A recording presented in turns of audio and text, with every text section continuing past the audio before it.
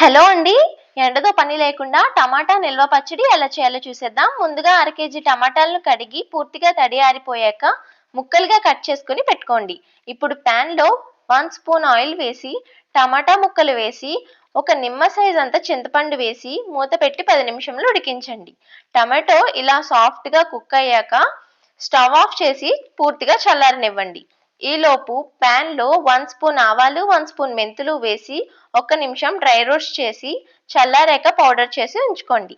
ఇప్పుడు మిక్సీ జార్లో tomato paste, 15 వెల్లుల్లి, పావు కప్పు కారం, గ్రైండ్ చేసుకున్న పౌడర్, పావు కప్పులో సగం ఉప్పు లేదా మీ రుచికి తగినంత వేసుకొని 1/2 స్పూన్ పసుపు వేసి మెత్తగా గ్రైండ్ చేసుకోండి. ఇప్పుడు పోపు కోసం 1/2 కప్ ఆయిల్ వేసి వేడయ్యాక 1 స్పూన్ ఆవాలు, 1 స్పూన్ జీలకర్ర, 1 స్పూన్ పచ్చిశనగపప్పు, 1 స్పూన్ మినపప్పు వేసి హాఫ్ మినిట్ ఫ్రై అయిన తర్వాత 15 వెల్లుల్లి, 3 ఎండుమిర్చి, ఓ రెమ్మ కరివేపాకు వేసి తాలింపు ఎర్రగా అయ్యేంత వరకు వేపి గ్రైండ్ చేసుకున్న పేస్ట్ను వేసి ఒక 5 నిమిషంలో ఫ్రై చేసుకోండి. ఇలా చేస్తే పచ్చడి ఎక్కువ రోజులు నిల్వ ఉంటుంది.